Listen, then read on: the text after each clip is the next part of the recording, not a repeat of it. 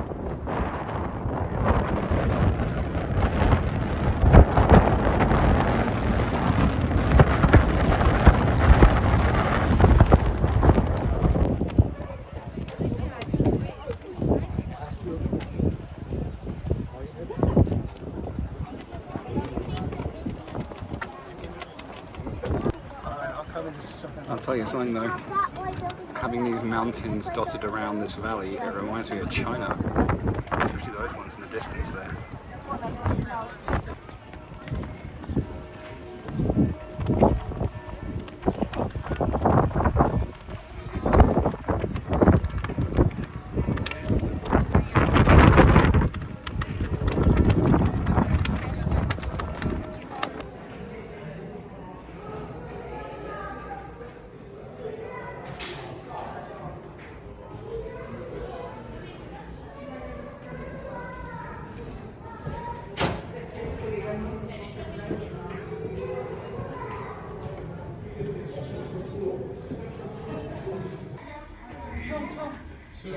Good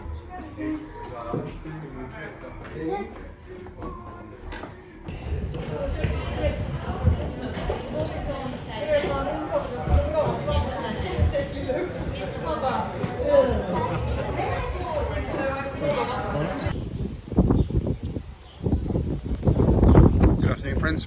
So it's a fairly breezy day up here at Llubljana Castle. So I found a place to sit out of the wind. This place has had a very busy history. The capital of Slovenia, Llubljana, is ideally placed on a crossroads of trade routes dating back to antiquity. It's really at the crossroads of the Alps, the Adriatic and the Pannonian Plain, and it's a lovely location surrounded by mountains. It's on a flat river plain. And the castle itself is, as many castles are, built on top of a plateaued mountain with a commanding view over the city. I mean, this place has been continually inhabited since at least 1300 BCE. They've found Bronze Age urns, I think, for use for burial, and implements. Not any of the architecture, because it was almost certainly wood and wicker. But they have found artifacts dating back to pre-Celtic times, so 1300 BCE. And then the Celts invaded, and much later the Romans. The Romans built a city, small city, on the other side of the river, and used this location as purely a military post because of its commanding view of the valley. After the fall of Rome and the Huns invading and destroying everything in the Dark Ages, the next thing we really have is the Middle Ages, when the first castle proper was built, about 11th century. Then later, Frederick III built what is currently the castle in the 15th century, and it was added to 16th and 17th century with the Habsburg dynasty that ruled these parts during that time.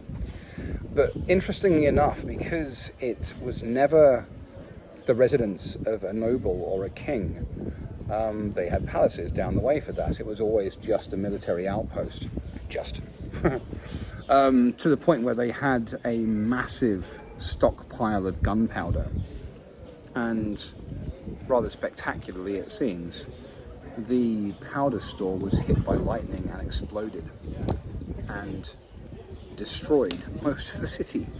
Apparently they found the huge iron gate to the powder magazine 4 kilometers away, so the explosion must have been just monumental. Because it was never the seat of a noble, it fell into disrepair and was used in various ways in the centuries since, the last 300 years, including most recently as a prison for political prisoners, including apparently a Prime Minister of Hungary was imprisoned here. But most recently in World War I for Austro-Hungarian prisoners of war. A very forward-thinking mayor, I think 1920 something, bought the castle back for the city, and a series of very serious renovations began that continued all the way up until 1969, because people were still living here as, if you like, free lodging until that time, until 1969, and a few nice things have been done since that time. Slovenia, of course, was part of the Greater Yugoslavia, right up until 1991, when Slovenia gained its independence. And it's a beautiful location. It's not actually that big, this castle. Spectacular location. I've taken quite a lot of footage of the view over the surrounding area. But really very interesting. And I lucked out today, so it was free to get into. All I paid for was the funicular. But yes, well worth coming to see. Anyway.